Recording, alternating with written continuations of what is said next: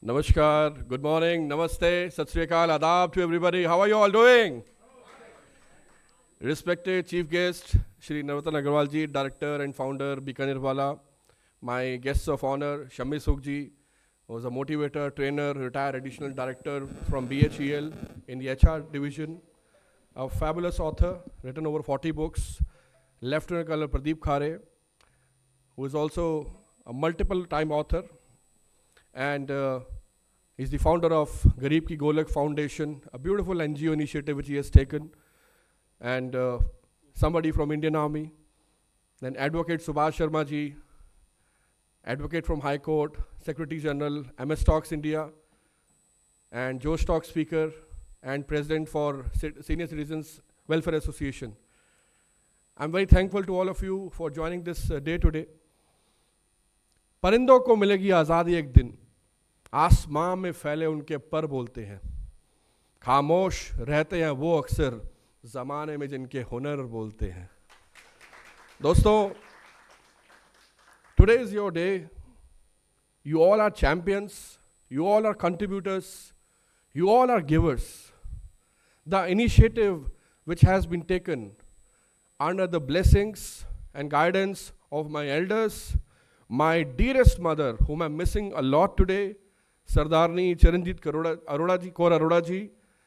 She's no more with us, but with her blessings, her sanskar, we have been able to execute this event today with all of you. I'm also remembering my dearest dad, late Shri Kuldeep Singh Arora ji, because without his philosophies, his upbringing, his guidance, his care, nothing was possible. Author Shri could not be here. मुझे याद है कि जब मैं 13 साल का था तो बहुत मुश्किल वक्त था मेरी फैमिली में. तो मेरी माता जी गुरुद्वारे में सेवा करती थी. मुझे एक दिन सुबह बहुत तेज़ भूख लगी तो मैं गुरुद्वारे पहुंच गया. मेरी मम्मी को मैंने बोला, मम्मी मुझे बहुत तेज़ भूख लगी है. कहते बेटे लंगर छक ले. लंगर छकने के लिए बैठा मैं, तो मैं खाना खाते खाते रो रहा था. तो मेरी मम्मी ने कहा रो मत, परेशान मत हो, सब ठीक हो जाएगा. लेकिन मैं चुप नहीं हुआ. छोटा था, 13 साल का, ना समझ था. मम्मी ने कहा बात क्या है. मैंने उनको अपने दिल की बात बताई. तो मेरी मम्मी के वो शब्द ना मेरे दिल में गड़े हुए हैं. कहते बेटा मेरे नाना जी, यानी कि तेरे नाना जी, मेरे पापा एक बात किया करते थे, आज मैं तुझे वो बात दे रही हूँ, इसे अपनी जिंदगी से पल्ले बांध ले. कहते बेटा जो इंसान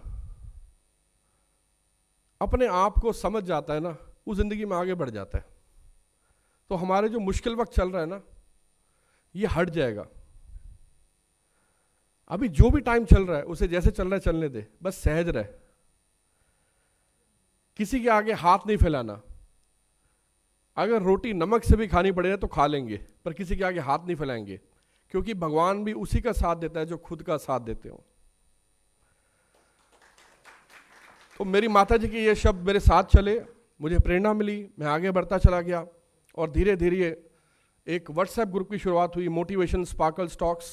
कहते हैं ना कि जब आपकी नीयत साफ हो और आपका इरादा पक्का हो और आपके पास मिशन हो, तो वो मिशन जो होता है ना, वो खुद ब खुद आपसे काम करवाता है. वो ईश्वर खुद ब खुद आपसे काम करवाता है.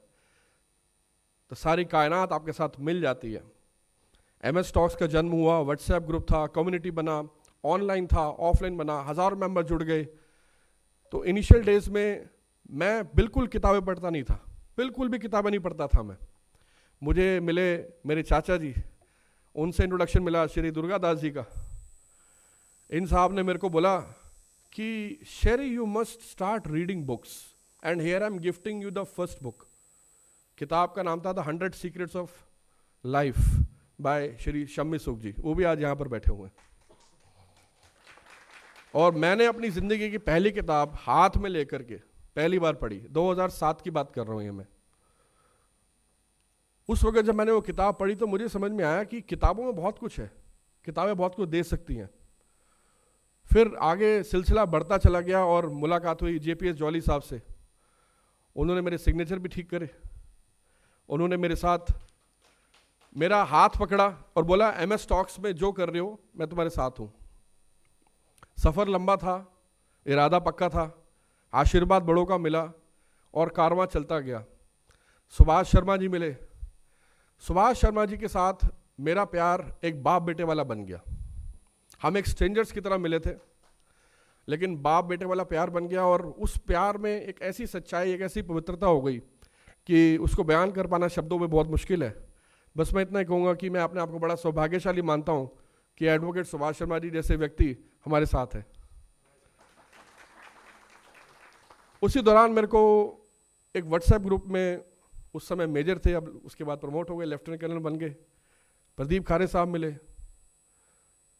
बस ऐसी बात करते करते इन्होंने कहा मैं ऑनलाइन सेशन लूँगा, एक आपके फेसबुक ग्रुप पे ऑनलाइन सेशन लिया, इनके साथ कनेक्शन हो गया और कनेक्शन इतना गहरा हुआ कि आज फ्रेंडशिप या बिलोंगिंगनेस से ऊपर भी कोई चीज़ है जो शब्दों में शायद नहीं बयान की जा सकती। मैं वो रिलेशन लेफ्टिनेंट कर्नल प्रदीप खारे साहब के साथ और उनकी वाइफ भी यहाँ आई हुई हैं मिसेस मधु खरे, जो हमारे आज अवार्डी भी हैं, उनके साथ भी शेयर करता हूँ। तो उनकी ब्लेसिंग्स मैं लगातार लेता रहता हूँ फ़ोन पर और उनसे बात करता रहता हूँ। तो ऐसे सफ़र चलता गया और जब मैंने अपना होश संभाला, थोड़ा टफ टाइम था, तो मेरे आदरणीय चाचा जी सरदार सुरजीत सिंह अरोड़ा जी आज यहाँ सामने बैठे हैं, वो भी एक अवार्डी हैं यहाँ पे आज। वो मेरे साथ सुबह 5 बजे उठते थे जी। मेरे को 7 बजे ट्रांसपोर्ट कंपनी में नौकरी की रिपोर्टिंग करनी होती थी, मेरे साथ 5 बजे उठते थे और 5 बजे उठ के मेरे साथ उठ के मेरी पगड़ी बांधते थे। तो मेरी पगड़ी बांधते थे और मेरे को तैयार करके भेजते थे।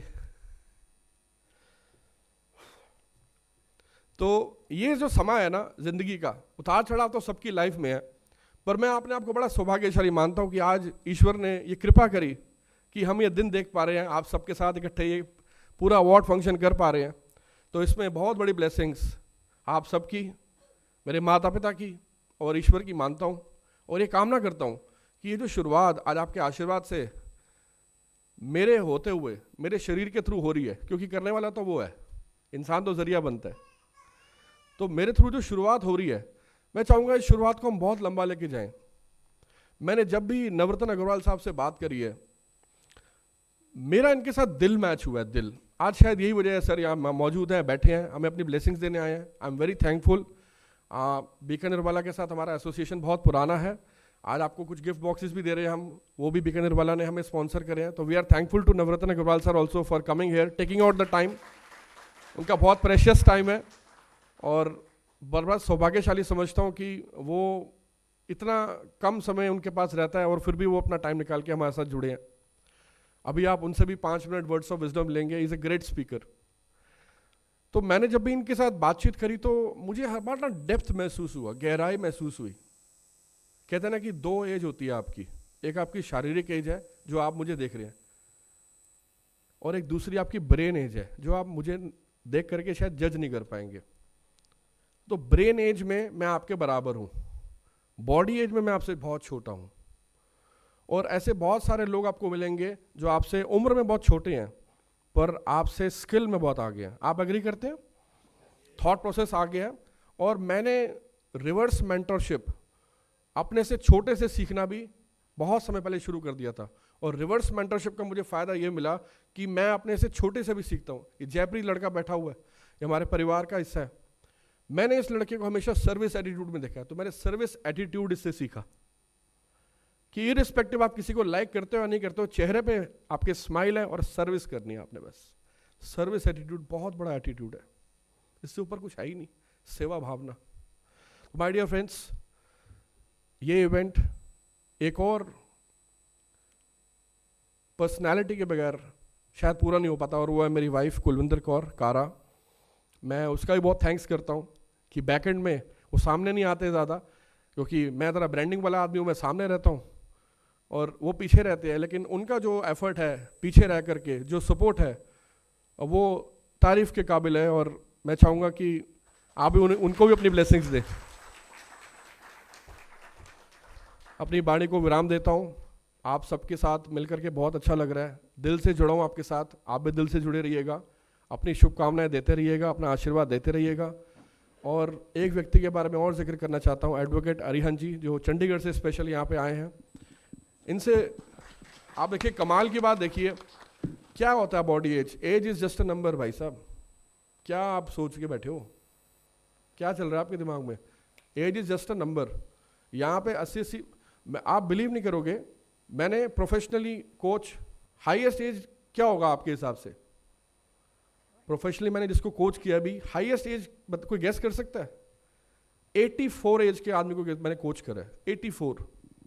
आप गेस कीजिए उसका सोच क्या चल रहा है। वो 84 की एज में भी सीखना चाहता है।